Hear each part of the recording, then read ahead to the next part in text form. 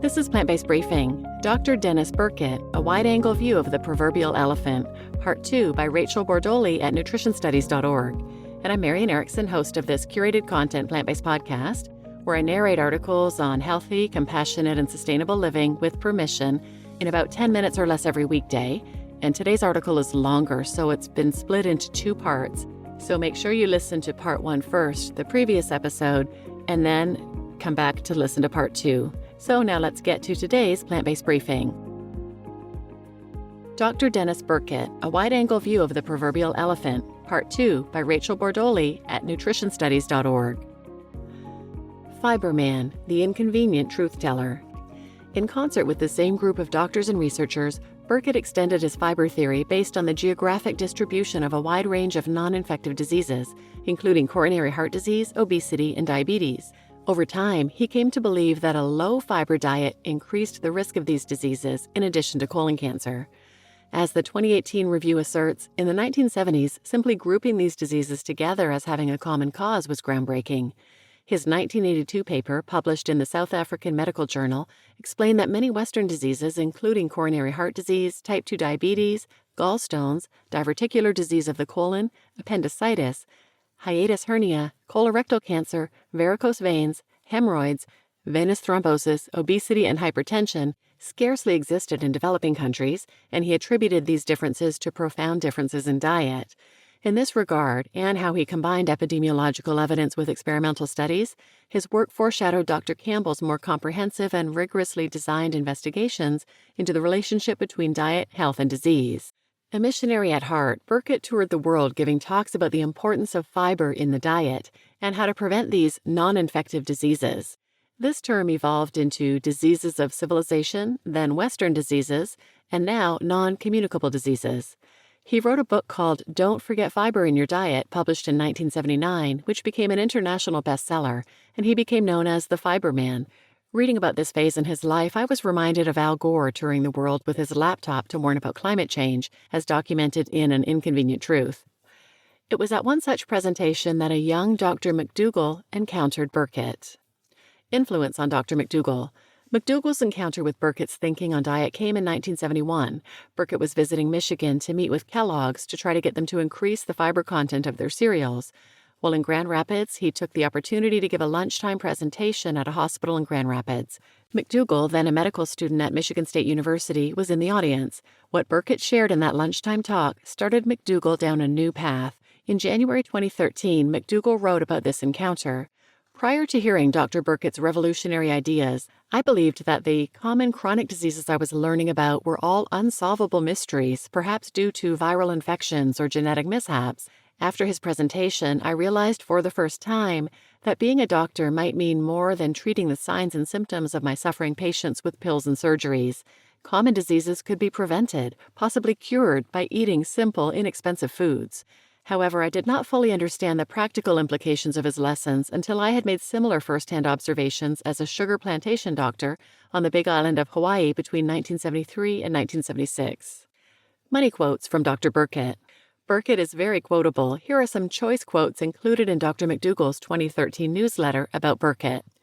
The health of a country's people could be determined by the size of their stools and whether they floated or sank, not by their technology. Diseases can rarely be eliminated through early diagnosis or good treatment, but prevention can eliminate disease. If people are constantly falling off of a cliff, you could place ambulances under the cliff or build a fence on the top of the cliff. We are placing all too many ambulances under the cliff. The frying pan you should give to your enemy. Food should not be prepared in fat. Our bodies are adapted to a Stone Age diet of roots and vegetables. The only way we are going to reduce disease is to go backward to the diets and lifestyles of our ancestors. Western doctors are like poor plumbers. They treat a splashing tub by cleaning up the water. These plumbers are extremely apt at drying up the water, constantly inventing new, expensive, and refined methods of drying up the water. Somebody should teach them how to close the tap. America is a constipated nation. If you pass small stools, you have to have large hospitals.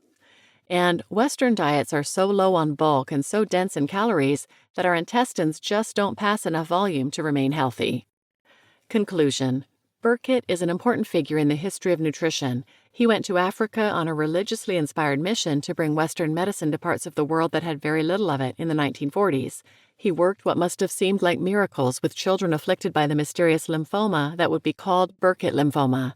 He mended many broken limbs and sewed up many wounds. What he could not have anticipated was how much the local people would teach him about the limitations of Western medicine and the importance of diet. He witnessed how little need they had for Western pills.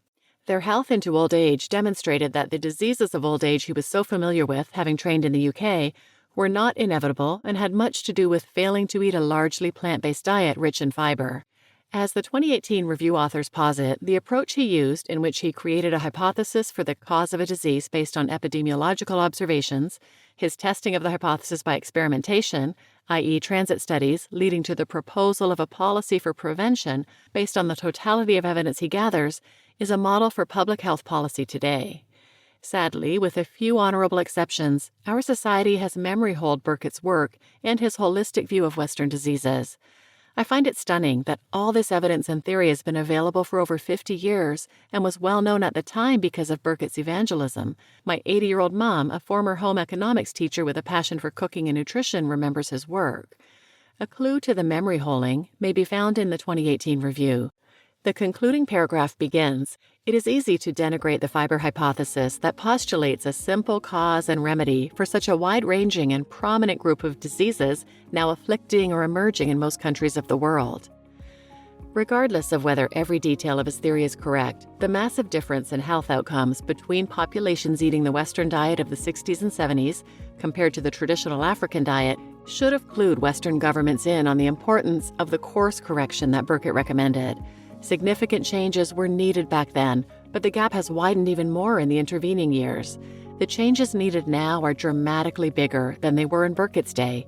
Instead of addressing the dietary concerns raised by pioneers like Burkitt, Western governments allowed corporations unbridled access to our appetites and through unregulated advertising enabled them to shape popular beliefs about what constitutes good food. The fiber man who died in 1993 surely would have been horrified. You just listened to Dr. Denis Burkitt, A Wide-Angle View of the Proverbial Elephant, Part 2 by Rachel Bordoli at nutritionstudies.org. And I'm your host, Marian Erickson. The misinformation, the deliberate disinformation about diet and nutrition is deadly, frankly.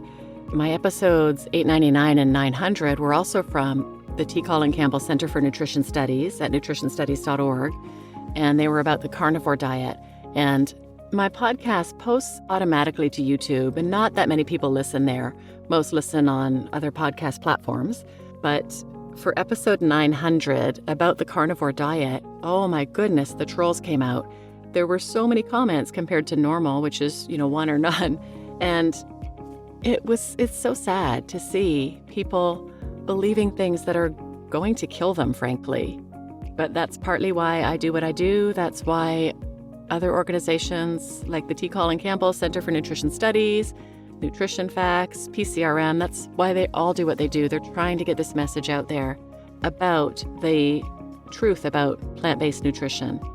I will link some other episodes in the show notes about fiber, but our ancestors were mostly plant-based. They ate a ton more fiber than we eat. And the term hunters and gatherers, people mistakenly believe people ate almost all meat. But the term really should be gatherers and hunters because they ate more plants than meat. So check out the show notes for those episodes or just search the word fiber wherever you listen and those will come up. And please share this episode with anyone who might benefit, and thanks for listening.